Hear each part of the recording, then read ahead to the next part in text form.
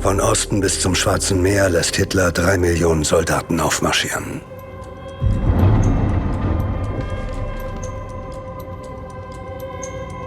Es geht los.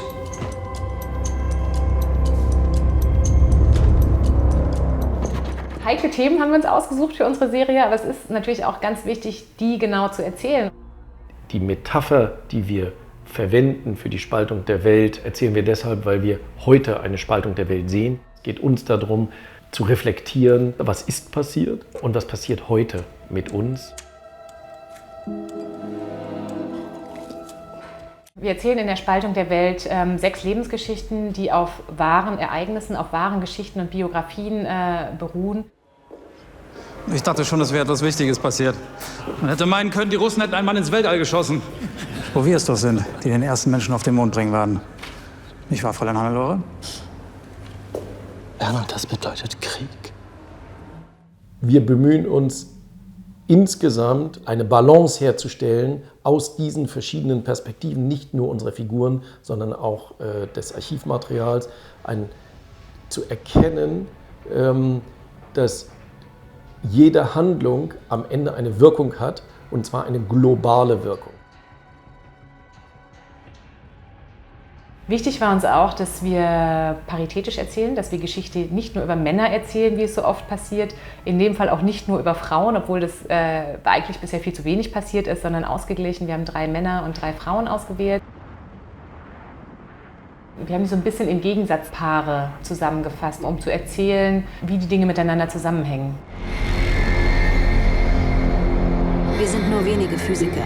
Zu wenige, die nicht weiter Atomforschung im Dienst des Militärs betreiben wollen. Jemand muss dafür sorgen, dass unsere grausame Entdeckung nie wieder für Kriegszwecke eingesetzt werden kann.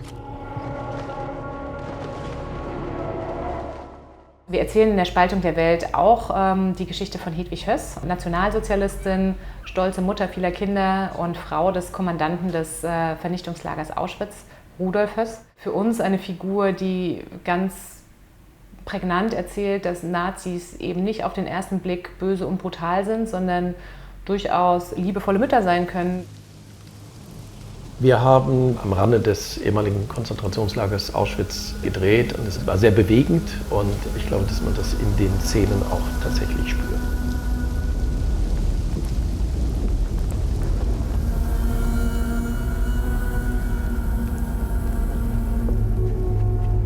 Auch durch Nichtstun verändere ich die Welt. Ich bin zutiefst überzeugt, dass jeder einzelne Mensch die Geschichte, den Lauf der Geschichte, den Lauf dieser Welt beeinflusst. Ich kann so nicht weitermachen.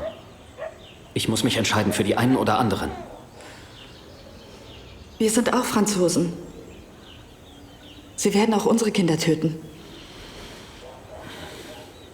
Das ist das Allerwichtigste, dass es Geschichten sind, die uns bewegen und die uns vielleicht auch nach dem Abschalten des Fernsehens noch ein Stückchen weiter bewegen, uns am nächsten Tag begleiten und ja, die wir vielleicht sogar ein bisschen mitnehmen in unser Leben.